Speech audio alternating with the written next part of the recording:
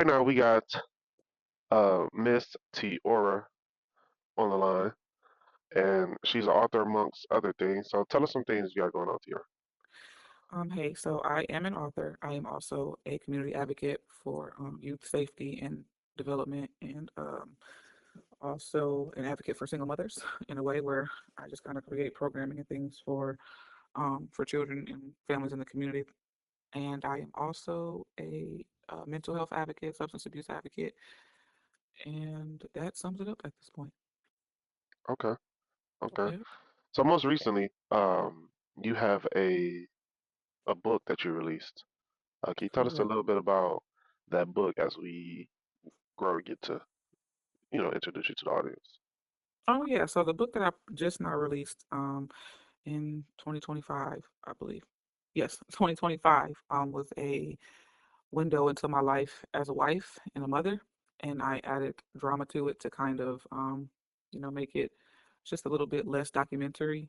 Although 90% of the things in the books is true, it is just like I said, a window into my life regarding some of the things that I endured as a wife and as a new mother.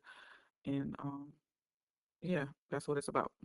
Enduring things such as emotional, I don't want to say the word abuse, but that's kind of what it was. Emotional abuse, um, just being not cared for properly, but also not doing my part 100% either. So it's kind of like I wasn't not the bad guy, but I wasn't the good guy either. So just kind of speaking on how I awoke into the errors I was making and how I realized that I was creating my own world of hurt and chaos by allowing a certain individual to do things to me repeatedly, Mm, and me changing my life by walking away from that. And that was one of the hardest things I have ever had to do. But it's something that needed to be done. okay. Wow. We kind of just dove straight in. I like that. Yeah, we definitely dove straight in. So because of that, I just want to keep going forward. So what does um your show us how your book relates to has a direct relation to your life and some of the things that you're involved in and what makes you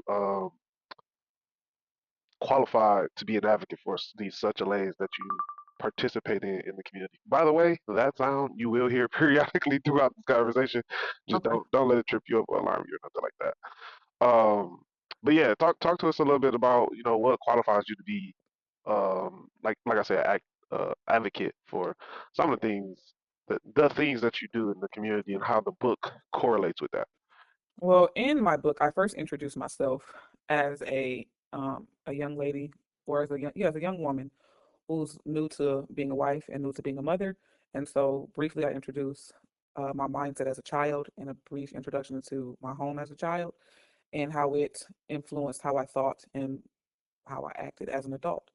And with what I do, by advocating for youth and the safety and development of them, I implemented building confidence and having tough conversations because most of the tough conversations that weren't had in my childhood affected how I acted as an adult and as a wife and as a new mother.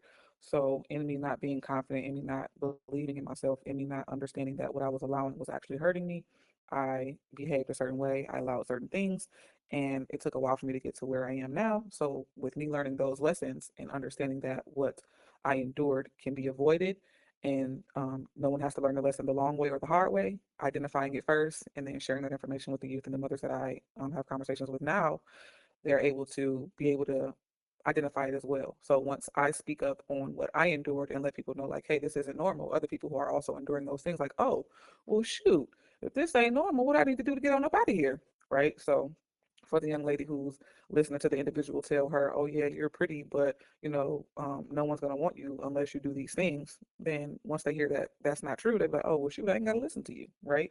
And then listen to the woman who's going, well, I have to endure this because I have children, or I have to endure this because I took a vow, and truthfully, you don't. You can walk away and keep your head held high and still have your dignity and have your pride, without truly damaging yourself and the people around you by enduring some things that you don't have to because of false indications and false ideologies or theologies that you might have adapted because of the surroundings or your environment when you were a child, or just those conversations that were avoided or not had based upon the past or things that you were around when you were younger because that wasn't how you were brought up.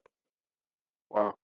So I have a bit of privilege to understand how this takes place and what you conduct. So you have something called the elephant in the room that you've created to address the exact thing that you were just speaking about. You know, having Sure. those uncomfortable conversations. So can you talk about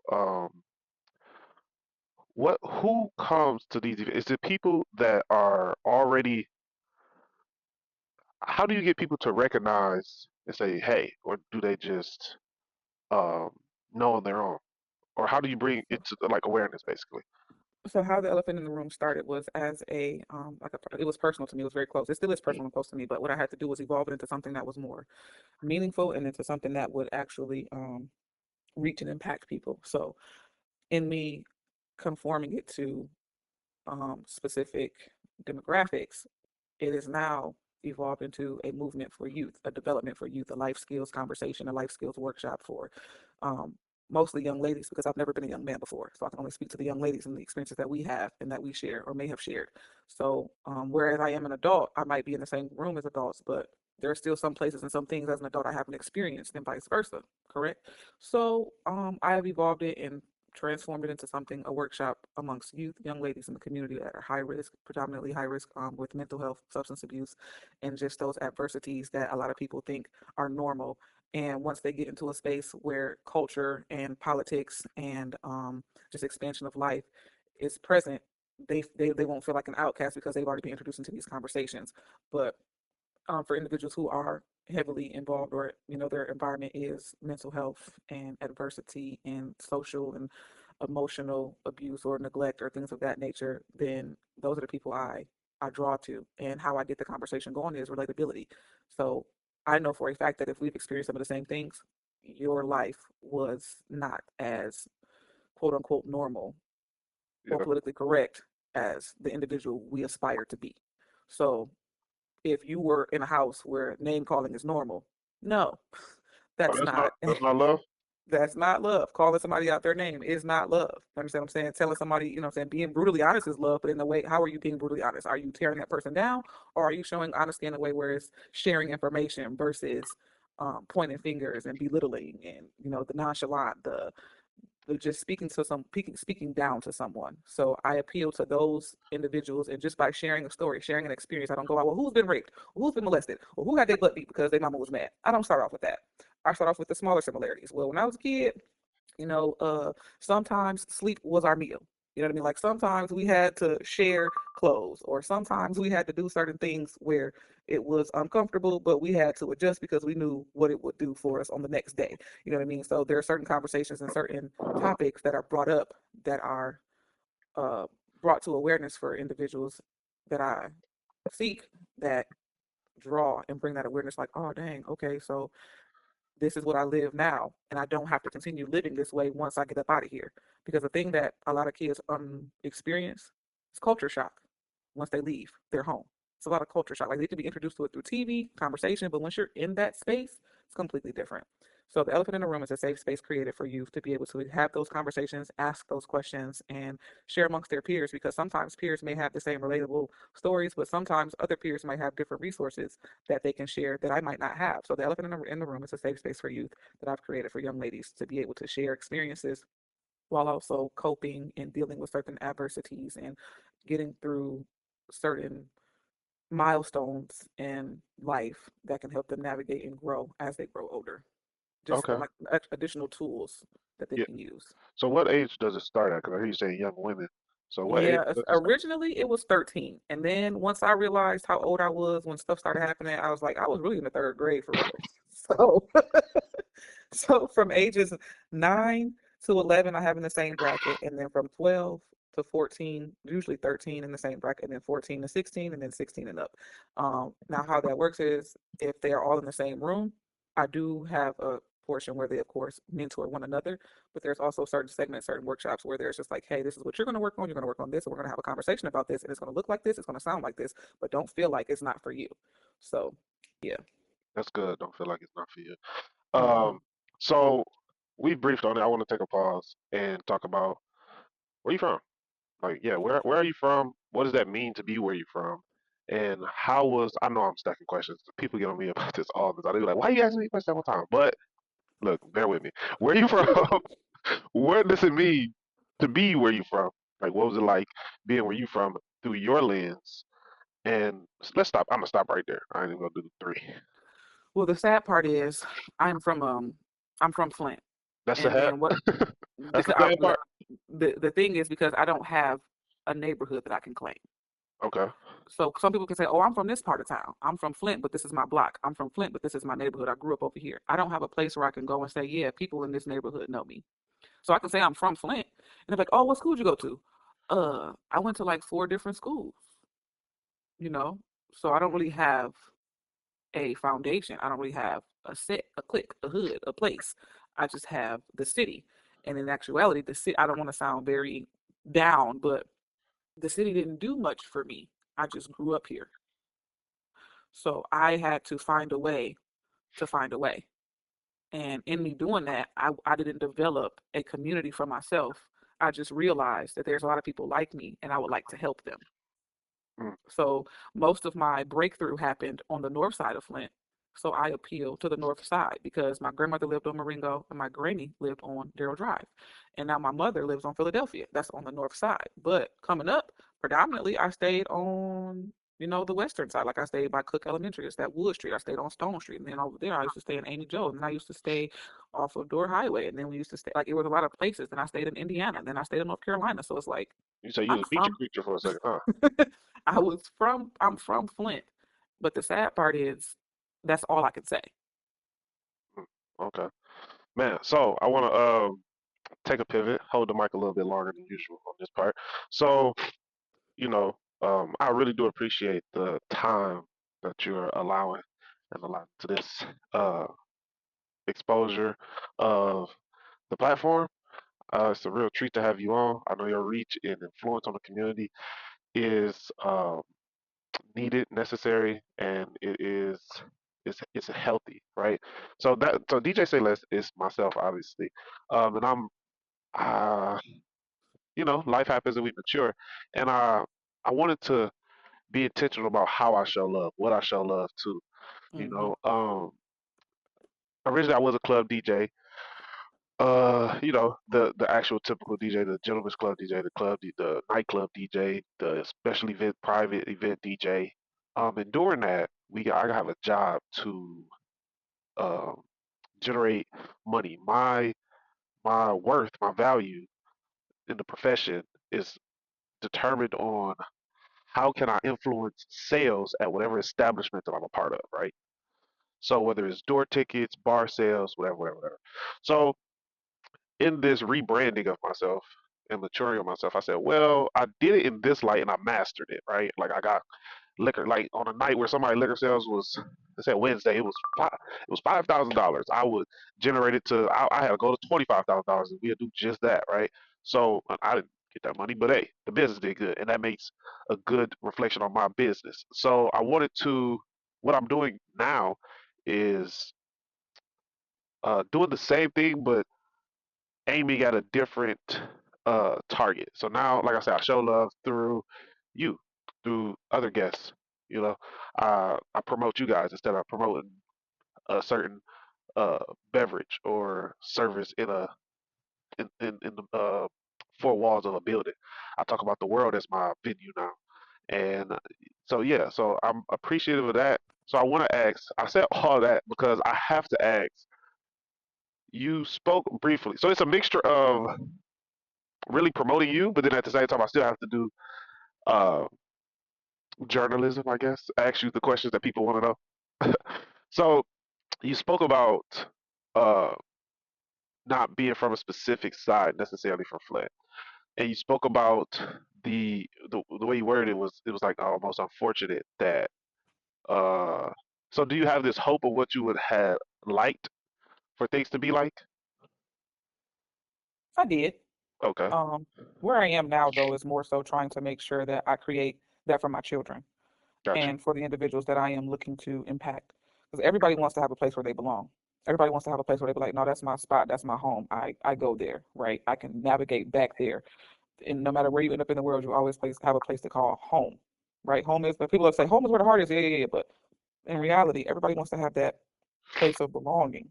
So where people, Community or whatnot, right? yes, a community. And I have to create that from scratch based off of my experience and what I'm trying to achieve through, as you put, showing love in my community. So, no, I don't have a thing like, I don't wish it was a certain way. Okay. I appreciate the journey. I appreciate being able to see things differently. And I appreciate the work that I have to put in because it doesn't make it seem like it, because no one can take it from me. Nobody can say, "Oh, this was handed to you." Nobody can say, "Oh, you knew because you knew so and so, you was able to do so and so." Nope. No one can go to a community and say, "Oh yeah, Tiora was raised right here on this block. I used to watch her when she did this. She used to do this, this, that, and whatever." She was always nope. I have to go to each community, shake a hand, introduce myself every single time Do you think that because gave you such of a leverage, or did it give you a disadvantage to how you could go through life now? I see it as a leverage because when you're introduced to something new, like something new, people love new. But more than new, what they love is not only seeing the new for the first time, but seeing it consistent. Okay. So, like, let's say you get a new basketball hoop or a new basketball court in the neighborhood that you grew up in. Everybody gonna love that basketball hoop until the backboard get busted or until the um the net comes off, right? Then everybody gonna want to just not go up, not go anymore. But if I continue to show up every time the same way or improving each time, no matter what, my newness will never go dull. Okay. That's dope. So we spoke about you've covered a good foundation to give this conversation a lot more depth, right? So now we can talk about the intricacies of things. How can people um collaborate with you, help you, uh, uh, use your services? Like, talk about that. How do we get in contact and connection with you and your avenues, the things that you have going on? So you talked about the elephant in the room. Do we Mhm. just Google elephant in the room? How do we? No. So the elephant in the room is also now being combined with a creative writing workshop that I do with within the beginning. So we do a creative writing workshop that creates a safe space, allows children to be able to express themselves through writing and writing creativity and arts. So it could be drawing a picture, colored a picture, or speaking, or what they call it, open mic, or public speaking. So the elephant in the room is a workshop that is geared towards young individuals that I am looking to put into the schools as a means of a different way to be able to address um, speaking, writing, expression of that social emotional component that a lot of children, a lot of people talk about, but don't really approach correctly because their textbook approaching it. Like they're like, oh, well, the book says if a kid reacts this way, this is what we should do. And it's like, well, in reality, how does it look in the real world? What's the answer based off of your experience and what you see and what you deal with? So you can reach me on my cell phone. Okay, You can call me or you can text me boots on and the just say, ground. hey, I'm looking to do this and can we partner this? And my thing is, what I had to learn was services ain't free, Gotcha. right? So in collaborating, cool, if we're partnering doing something, all right. But please, I had to learn the hard way is I shouldn't offer something that has such a high value for free. So So does it cost to come to elephant in the room? Is that what that means? I mean, yeah, I do charge. Do I charge the participants? Absolutely not. Okay. So who's paying? Nope. Agencies are paying, Gotcha. and so at this So point in like foster time, care the agencies or things of that nature, or yep, I've been contracted with the Boys and Girls Club. I've been contracted with New Standard Academy. I've been granted funds through the Community Foundation of Greater Flint Coalition, and that's for the last 3 years. And so, um, yeah, I do the work, and because I work full time and I'm also a mother, I don't do it full time. But if I could, I would because I know it's a need. I know the value that it holds, and I know that there are more than just 10 young girls or 15, 20 young girls who are experiencing things that aren't being spoken about, that they don't know how to navigate through, that they don't have a community for, that they don't have a safe space to be able to express it. And not everything has to be sad. Something can be positive, and it's just like, dang, I don't know who to tell. I don't know how to, you know what I mean? So I don't know how to celebrate myself, or I don't know who to celebrate with, or I don't know if this is even worth celebrating.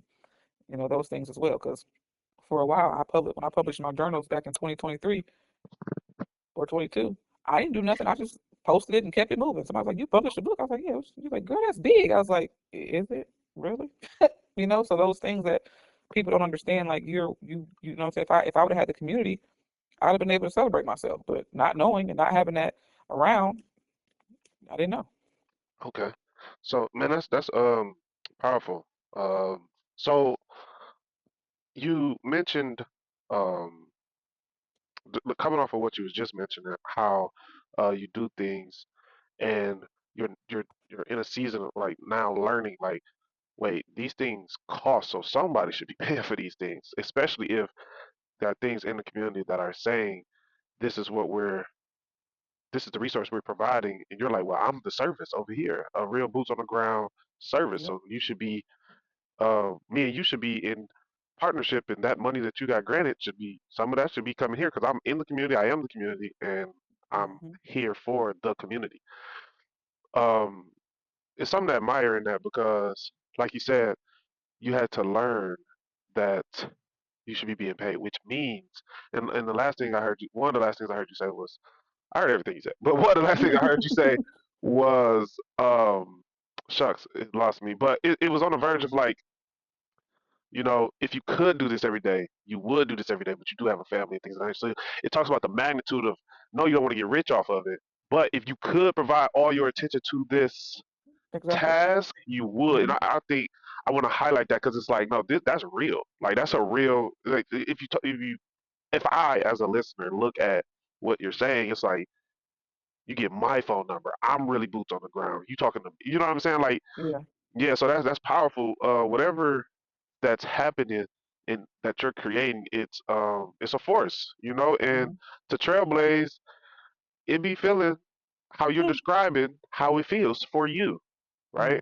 So yeah, definitely keep chugging. Those things are hard and they are overlooked. The things that you express talking about, well, if the community will back me, then X, Y, Z.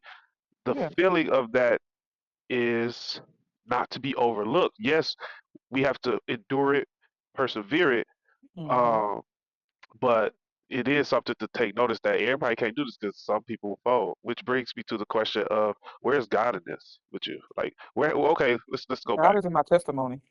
Yeah, let's He's go. in the showing of where I am and how I got here, and showing that it's not just through fighting and finding a community, because you also have to be able to listen and sit still and find yourself. Like when I got, reverting back to what I was sharing in my book, when I got divorced, I went to a really dark place, a very dark place.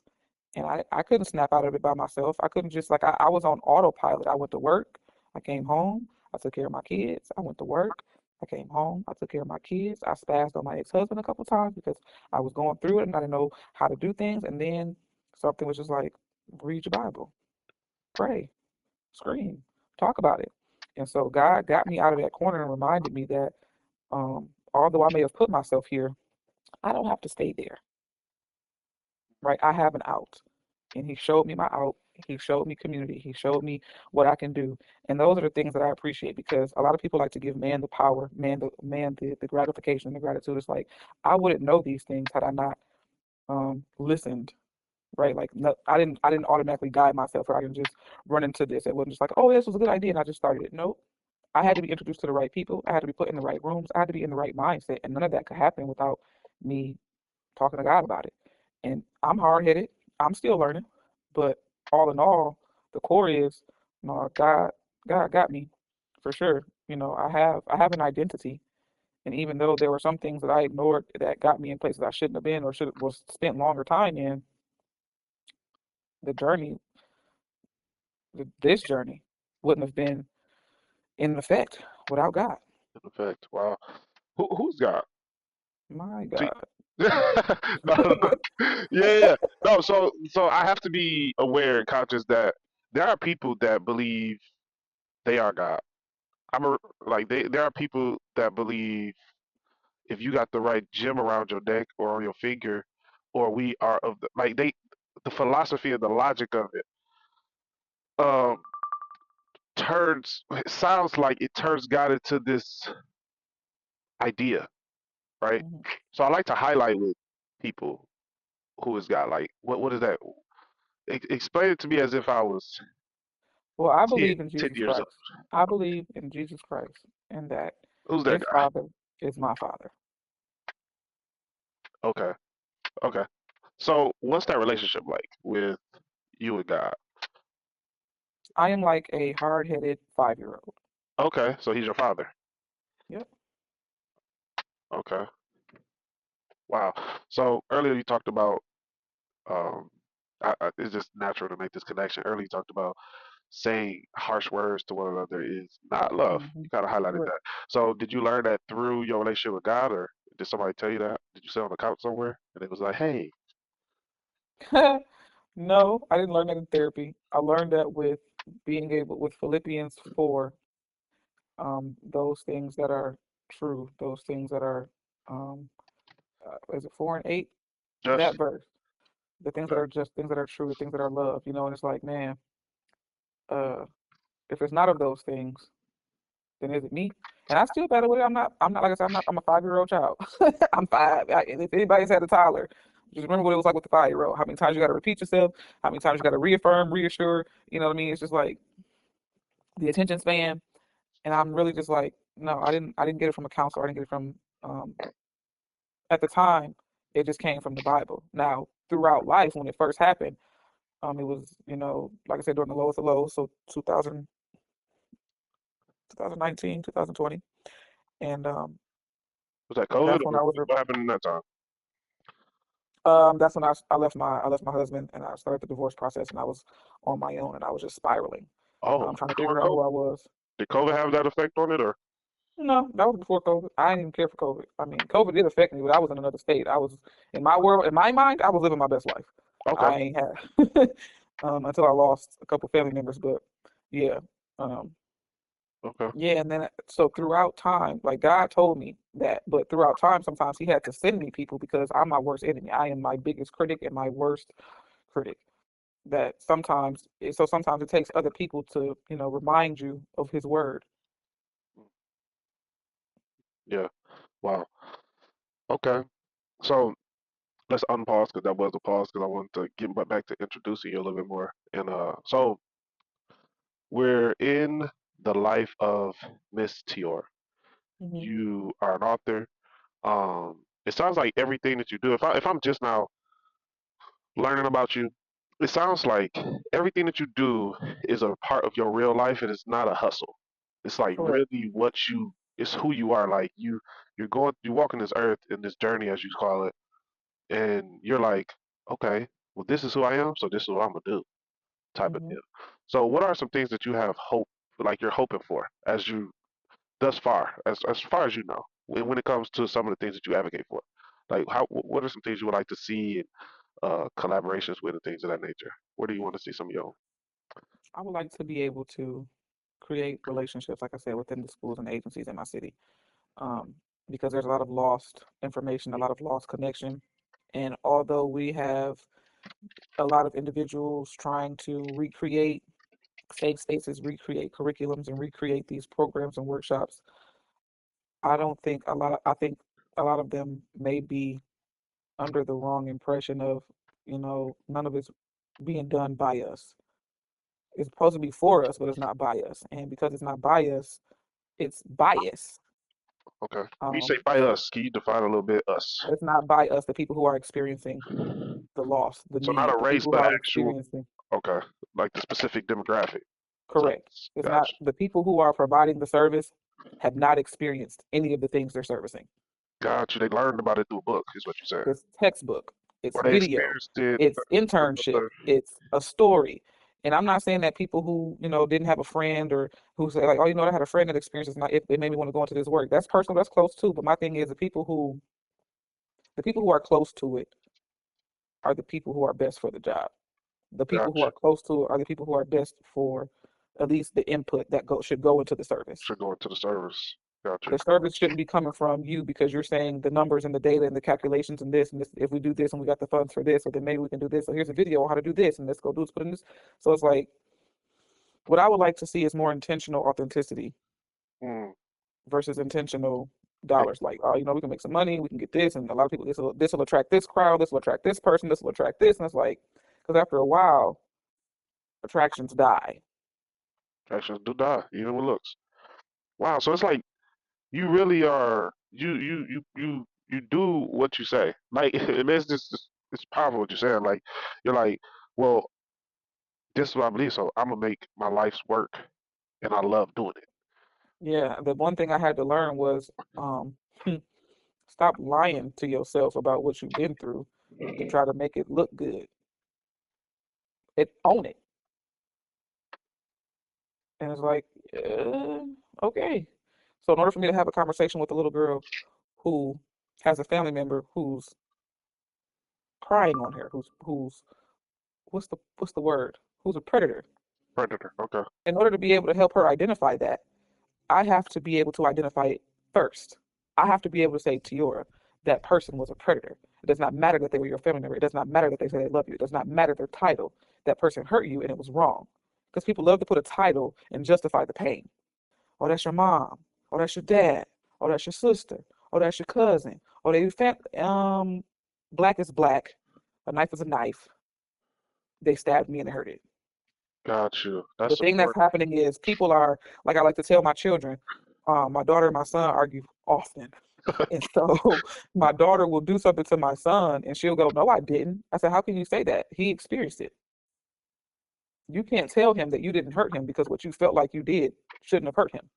If I push you and I say, no, I just tapped you, are you going to say, oh, okay?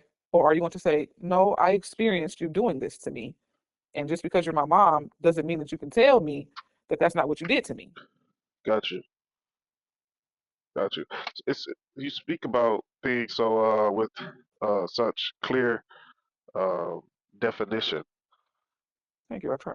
I- is it am I right to say like just because we have a relation doesn't define the relationship? Is Correct. what you're getting at? Exactly. Family is who you make it. God, you didn't have a choice in the relatives you have. You don't have a choice, but you can make your family, You can make your family. and that's in the Bible. She said that's on that. I got you. I got you. That is biblical. Okay. Well, what's some stuff that you got coming up? It's 2026. You know, we're in the first quarter of the year. Oh, So, first quarter to end it for me, baby. Some okay. things I got coming up. So here we go. Here we go. Here we go. So like I said, the elephant in the room. I am in. This would be the fourth year for the elephant in the room, and that is a summer project that I do because that's what most of my free time is. And that's when I can really, devote my mentorship and my guidance, and when I recruit. So the elephant in the room will be happening this summer. And then there's also Next Gen Pens. That is, like I said, a creative writing workshop that I do at the Flint Public Library. I do that every month, typically the first weekend, the first or second weekend of the month on a Saturday from 2 to 4. And the next one is April 11th from 2 to 4 at the Flint Public Library. The Elephant in the Room, the tentative start date is June, I think 16th. I think that's a Tuesday. It's in June. It's just the second week of June. And it's the It's 16th. tentative start date for the Elephant in the Room. And then I have a birthday coming up, and I have collabed with DJ Say Less into doing a paint and sip, Oh, where that's there's neat. going to be mindful painting and coloring with um, a good vibe, good time, music, and being able to just kind of have a zen moment, but also a fun moment. So that's March 27th. Paint and sip 5 to 8 because I'm a working woman and I also like to enjoy my house at a certain time of the evening. um, Gotcha. so while it's on a Friday, I still like to be in the house before 10, have a good time, and get on out of there. And more things to come, but the things I would like to highlight: the elephant in the room, starting in June, and next gen pens for all ages. That's we have adults that participate in this class, and they love it. Like, and when I say adults, I mean parents. I have a few parents who come in and participate with their children, and like we have writers. We get the work published. So the work there's 2 to 3 writers of the month that are their work is published and put on a um put on a platform for the public to see, and it's going to be there. It's there. Yeah. So you can go click on it. You can find it at Flint.Daily News or FlintDaily.News. And my birthday, March 27th. That's it. The right vibe is what I call it. The right vibe, paint and sip. And yeah. Okay. Hey, a question came to mind, right? I like to think that I'm a well-versed individual. You know, my DJ career really birthed in Flint, but it grew in Dallas. It got the notoriety in Dallas, Texas, and Miami and Atlanta. Well, Florida and Georgia. Let's say the states. North Carolina, New York, Tennessee, California, Nevada, Arizona, things of that nature. What I'm getting at is, if a listener hears this and they want to support you, collaborate with you, but they live in another state or even another city. Let's say within the walls of Michigan. Let's say they're in Grand Mhm, Rapids. Let's say they're in mhm. the tri-state area. Is that a cartoon term? I definitely just I took feel that. like it is, but I use it. Yeah, yeah. I'm really talking about like Thinking it's a third. The Upper Yeah. West Michigan. You know, that's a whole other Hmm. world over there. Upper West Michigan. Mm. I forget the cities over there. It's like Traverse City or whatever. I think that's over there. But anyway, how could do you have anything direct that you could kind of put language to how they Yeah, can? they can call my phone. Okay, 810-299-0587. okay. So if they think of anything, call your phone. Please Call don't or nobody text. just be calling as well as phone. Just don't just be calling out the blue. I mean, I can screen the call, so Oh, okay, I okay, mean, if it, I ain't gonna, you know what I mean. Or you can look me up on social media. Gotta tell you though, I'm not as frequent as I used to be on social media. okay. You're one I woman. You're one woman doing a lot. I I don't frequent there a lot, so if you hit my phone, that's the best bet. If you call me and I miss it, and then you text me, that's a for sure way. Call and text, or just call, and no matter what, because I always got my phone on me, because no matter what, something's happening, and either my kid is hitting me up, or work, or client, something is happening, and my phone is in my hand. But I'm not always looking at my phone, so I'm not on social media. But if you want to see what I got going on, because I do post sometimes, my name is Tiora Turner on Facebook, on Instagram it's Tiora Michelle, on TikTok. You be I talking. think it's I think TikTok is Tiora Michelle or Tiora Turner as well. Either way it goes, there's not many Tioras in the world. Ti capital ORA for Facebook. Everything is lowercase for Instagram and TikTok. So yeah, but my phone usually the best bet for collaborations, questions, connections, anything of that nature. Um, yeah, but also this is very random. Okay, we like random. I am a notary. Okay, So if you need legal documents, anything notarized, I do that as well. And I do travel. Now, don't ask me to travel 50 miles and then expect me to, you know what I mean? But it's within reason. Within reason. so If about the it's only one price for document, don't ask the me to travel notary, 50 miles. But I am a notary. I do that service as well. It's the $10 double per document, D's. $10 per stamp. Okay, $10 per stamp. She has a Yep, notary I'm a public notary. service. For sure, for sure. A woman with many hats doing a thing right out of um, her I home. live in Flint. So Yep, yeah, all up in Flint. That's yep. dope. So I thank you. I thank you, and I think that this was well informative. Your book being a vehicle to bring you on and talk with me was the what is it called? The catalyst. I wanted to center it around something. I want to end it with the book actually. So with the latest release in 2025, as you spoke to, what's the name of the book? Where can they find the book? And Well, if you're looking what do for a they? good read, like I said, it's a good read. It's a good novella or novel. It's on Amazon. It's called hmm, I just drew a blank. I have journals on there. There's that. Okay, And then what are the journals the called? Do journals they are mention called the name? the journals are called She Is Journaling Journey. And those are some affirming journals that I typically wrote journaling So my she life. And is journaling. Journey. yes, She Is Journaling Journey. They're for men, they're for women, they're for children, Is it he they're for is journaling journey? non-binary. And And then my book is Masked Illusions. I knew if I talked long enough, I'd figure it out.